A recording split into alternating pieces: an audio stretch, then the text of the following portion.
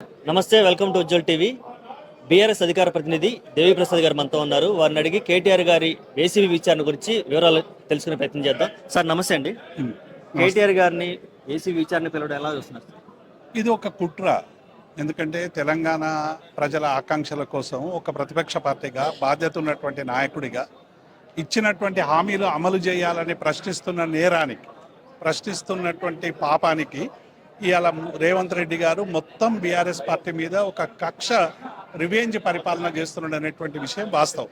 అందులో భాగంగానే కేటీఆర్ గారి మీద కేసు అనేది చాలా స్పష్టంగా కనబడతా ఉంది. ఒక విధానపరమైనటువంటి నిర్ణయం ప్రభుత్వంలో ఉన్నప్పుడు మంత్రులు కానీ ముఖ్యమంత్రులు కానీ ఆనాడు ఉన్నటువంటి పరిస్థితులకు అనుగుణంగా నిర్ణయాలు తీసుకుంటారు. ఆ నిర్ణయాలు అమలు చేసేటువంటి క్రమంలో బ్యూరోక్రట్లో ఏమైనా తప్పులు జరిగినా, ప్రొసీజరల్ ల్యాప్స్ జరిగినా డిపార్ట్మెంట్ ఎంక్వైరీలు చేసి అధికారులకు సంబంధించినటువంటి చర్యలు తీసుకునేటువంటి అవకాశం ఉంటుంది. కానీ ఈ ప్రొసీజర్స్ అన్నీ కూడా పక్కకు పెట్టి ఇవాళ కేవలం విధానపరమైనటువంటి నిర్ణయం తీసుకున్నటువంటి కేటీఆర్ గారి మీద కేసు పెట్టడం అనేటువంటిది దుర్మార్గం, అన్యాయం. ఇవాళ తెలంగాణ ప్రజలందరూ కూడా వాచ్ చేస్తూ ఉన్నారు. ఎందుకంటే ఒక రివెంజ్ పరిపాలన తీసుకొచ్చేటువంటి ప్రయత్నం చేస్తూ ఉన్నాడు తప్ప ఇంకొకటి కాదు. ఈ ఫార్ములా రేస్ అనేటువంటిది ఎందుకు అనేటువంటి విషయం చాలా స్పష్టంగా చెప్పిండు. ఎలక్ట్రానిక్ వాహనాలకి హైదరాబాద్ ఒక హబ్గా ఉండాలని ఆ రోజు చేసుకున్నటువంటి నిర్ణయంలో భాగంగా జరిగింది తప్ప ఇందులో అవినీతి లేదు. ఇచ్చిన వాళ్ళు మేము డబ్బులు ఇచ్చినామని చెప్తారు, తీసుకున్న వాళ్ళు డబ్బులు తీసుకున్నామన్నారు. స్పాన్సర్స్ ఈ రేస్ నిర్వహించను. ఎక్కడ కూడా మనీ లాండరింగ్కు సంబంధించినటువంటిది లేదు. కానీ ఇలా బీజేపీ కాంగ్రెస్ రెండు కలిసి ప్రాంతీయ పార్టీ, ఒక బలమైనటువంటి పార్టీ మళ్ళీ కేసీఆర్ నాయకత్వంలో అధికారంలోకి వచ్చేటువంటి అవకాశం కనబడతా ఉన్నది అనేటువంటి ఒక దుగ్ధతో చేస్తున్నటువంటి కేసు తప్ప ఇందులో ఎలాంటి ఆధారాలు లేవు, ఎలాంటి సాక్ష్యాలు కూడా లేవు. సార్, అలాగే కేటీఆర్ గారికి ఉన్న ప్రాథమిక హక్కులు కూడా లాయర్ని తీసుకెళ్తాము, వాటికి కూడా కొన్ని అనుమతులు లభించకపోవడం అన్ని వాటిని ఎలా చూస్తున్నారు? ఇది మొత్తంగా కూడా అంటే నిజంగానే ఒక నిందితుడు కావచ్చు, ఒక ఆరోపణలు ఎదుర్కొంటున్నటువంటి నాయకుడికి అడ్వకేట్ను వెంట తీసుకుపోవడం అనేటువంటిది ఒక ఫండమెంటల్ రైట్, ఒక ప్రాథమిక హక్కు. హక్కును కూడా కాలరాసే ప్రయత్నం చేస్తూ ఉన్నాడు. ఇలా ఏసీబీ అనేది రాష్ట్ర ప్రభుత్వ ఆధీనంలో ఉండేటువంటి సంస్థ. కేటీఆర్ గారు ఒక 10 సంవత్సరాలు మంత్రిగా ఉన్నటువంటి నాయకుడు. ఆయనను పట్టుకొని నువ్వు 45 నిమిషాలు బయట నిలబెట్టి ఆ అడ్వకేట్లను తీసుకురాకపోవడం, ఇవాళ హైకోర్టుకు పోయిన తర్వాత ఇవాళ బీఆర్ఎస్ చెప్పింది కరెక్ట్ అని తేలింది కదా, అడ్వకేట్లను తీసుకుపోయేటువంటి హక్కు ఉంటుందని చెప్పింది. కాబట్టి ఇవన్నీ కూడా ప్రతి అంశంలో హక్కుల్ని కాలరాయాలి. ఆ కాలరాస్తులని కోర్టుకు పోవాలి, కోర్టు తీర్పు వచ్చిన తర్వాత అమలు చేయాలనేటువంటి పద్ధతిలో ఇవాళ ఈ ప్రభుత్వం వ్యవహరిస్తూ ఉన్నది తప్ప నీవు ప్రజాస్వామ్యం పునరుద్ధరిస్తామని చెప్పినావు కదా, మళ్ళీ ప్రజాస్వామ్యాన్ని పునరుద్ధరించే నాయకుడు అయితే మళ్ళీ ఎందుకు 16 మందిని మావోయిస్టులని ఎన్కౌంటర్లు చంపాల్సినటువంటి పరిస్థితి వచ్చింది? మళ్ళీ పల్లెలలో గతంలో అనేక సామాజిక ఉద్యమాల వల్ల యువకులు కానీ పెద్దలు కానీ గ్రామాల్లో ఉండనటువంటి ఒక స్థితి మనకు కనబడ్డది. మళ్ళీ ఈ నిర్బంధాల వల్ల ఇలా గ్రామాల్లో యువకులు కానీ, చైతన్యవంతంగా ఉండేటువంటి ప్రజలు కానీ, ప్రజల పక్షం ఉన్నటువంటి బీఆర్ఎస్ నాయకులు కానీ ఇలా గ్రామాల్లో ఉండలేనటువంటి స్థితి కనబడతా ఉంది. కాబట్టి ఇలా ప్రజాస్వామ్య పునరుద్ధరణ పేరు మీద ప్రజాస్వామ్యాన్ని హత్య చేసేటువంటి ప్రయత్నం చేస్తూ ఉన్నారు. గృహ నిర్బంధాలు చేస్తూ ఉన్నారు.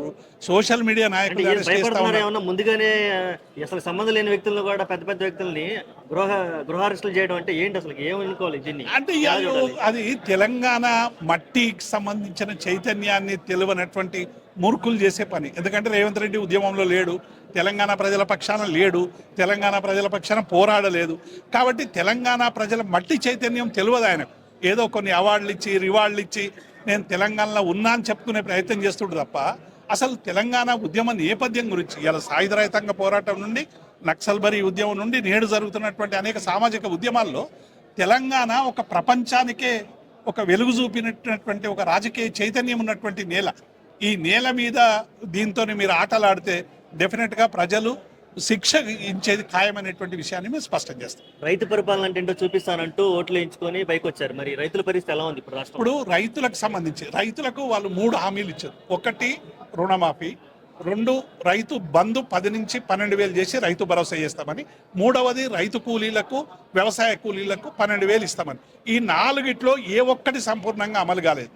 రుణమాఫీకి సంబంధించి 41,000 కోట్లు డబ్బు అవసరమవుతుందని స్టేట్ లెవెల్ బ్యాంకింగ్ కమిటీ నిర్ధారించి 45 లక్షల మంది రైతులకు ఇవ్వాల్సిందని చెప్తే మీరు చేసింది ఏంది? 17,000 కోట్లతో 22 లక్షల మంది రైతులకు ఇచ్చి రుణమాఫీ అయిపోయిందని ఇలా దబాయిస్తూ ఉన్నారు. మరి రైతు బంధుకు సంబంధించి మేము 10,000 సరిపోవు, 15,000 ఇస్తామన్నారు. ఇవాళ 12,000 కుదించాల్సినటువంటి అవసరం ఎందుకు వచ్చింది? ఇవాళ 1,48,000 ఎకరాలు సేద్యం అవుతా ఉంటే కేసీఆర్ పరిపాలనలో నీళ్ల వల్ల, కరెంటు వల్ల, చేసినటువంటి వ్యవస్థ పెట్టుబడుల వల్ల ఇలా 1,48,00,000 ఎకరాలు సాగులోకి వచ్చింది వానాకాలంలో. మీరు మన వ్యాసంగికి వచ్చే వరకల్లా 60 లక్షలకు తగ్గుతుంది. తెలంగాణ మట్టి గురించి తెలియనటువంటి వాళ్ళు ఇవాళ మీరు సాగుయోగ్యమైనటువంటి భూమికి ఇస్తామంటే ఎంతకి ఇస్తారు? సాగుయోగ్యమైన భూమి ఎంత ఉంది? కొండలు గుట్టలు అని అన్నారు కదా, కొండలు ఎన్ని ఉన్నాయి, గుట్టలు ఎన్ని ఉన్నాయి? ఆ కొండలు గుట్టలు వెనుక ఉన్న ఆనకొండలు ఎవరు? మీరు ఏవి సంవత్సర కాలంగా పట్టించుకోకుండా కేవలం దుర్మార్గంగా వ్యవహరిస్తున్నటువంటి అంశాన్ని మేము ఈ సందర్భంగా గుర్తు చేస్తాం. రైతుల నోట్లో మట్టి కొడతా ఉన్నారు. ఉద్యోగుల పరిస్థితి చూసారు. నేను ఒక ఏఎస్ఐ 6-8 మంది ఉద్యోగులు రిటైర్ అయితే ఇప్పటి వరకు ₹1 రిటైర్మెంట్ ప్రయోజనం ఇవ్వలేదు. సరెండర్ లీవ్ లేదు, ఎన్కాష్మెంట్ లేదు, జీపీఎఫ్ లేదు, ఏది ఒక్కటి కూడా ఇవ్వకుండా ఇలా ఉద్యోగులు మొదటిసారి ఆత్మహత్య చేసుకున్నటువంటి సందర్భం వస్తుంది. నిన్న ఏఎస్ఐ వీడియో పెట్టిండు, అందరినీ కలిసివేసింది. ఇప్పటికైనా 8,000 మంది ఉద్యోగులకు రిటైర్మెంట్ బెనిఫిట్లు ఇవ్వండి. మీరు డిఏలు ఇస్తామన్నారు, ఒక్క డిఏ ఇచ్చి చేతులు దులుపుకున్నారు, డిఏలు ఇవ్వలేదు. పిఆర్సీ జాడే లేదు, హెల్త్ కార్డులకు సంబంధించినటువంటి సమస్య లేదు. ఇట్లా మనం నిరుద్యోగ యువకులకు జాబ్ క్యాలెండర్ అన్నారు, జాబ్ లేని క్యాలెండర్ ప్రకటించరు. ఇవన్నీ కూడా మొత్తంగా కూడా ఈ 400 హామీలు, 13 గ్యారంటీలకు సంబంధించి పెద్ద ఎత్తున మేము ప్రజల్లోకి తీసుకుపోతాం, ప్రచారం చేస్తాం.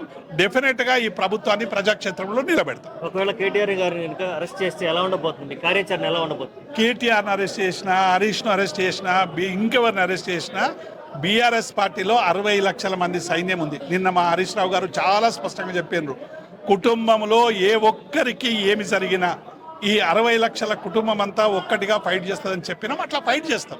కాబట్టి ఇవాళ బీఆర్ఎస్ పార్టీ అనేటువంటిది ఒక అద్భుతమైనటువంటి చైతన్యం గల తెలంగాణ కోసమే పుట్టినటువంటి పార్టీ. అసాధ్యమని చెప్పిన దాన్ని సకల జనుల సమ్మె, మిలియన్ మార్చు, రాజీవ్దారి రాస్తా, రైలు రోకో లాంటి గొప్ప ఉద్యమాలు, పెన్ డౌన్ లాంటి గొప్ప ఉద్యమాలు చేసినటువంటి చరిత్ర ఉన్నటువంటి తెలంగాణకు మీరు ఎందరిని అరెస్ట్ చేస్తే కేసులు ఎదుర్కొంటాం, న్యాయంగా మేము పోరాడతాం. కానీ రైతు బంధుపై ప్రశ్నిస్తాం, నిరంతర విద్యుత్పై ప్రశ్నిస్తాం, వ్యవసాయ కూలీల గురించి ప్రశ్నిస్తాం, రైతుల గురించి ప్రశ్నిస్తాం, నిరుద్యోగుల గురించి ప్రశ్నిస్తాం, మహిళల గురించి ప్రశ్నిస్తాం, ఉద్యోగాల గురించి ప్రశ్నిస్తాం.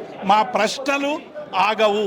మా ప్రశ్నకు పరిష్కారం మీరు ఇచ్చిన హామీలు అమలు కావాలి, అంతే తప్ప అరెస్టులతో ఈ సమస్య పరిష్కారం కాదనేటువంటి విషయాన్ని మేము స్పష్టం చేస్తాం. ఓకే అండి, థ్యాంక్ యూ సో మచ్.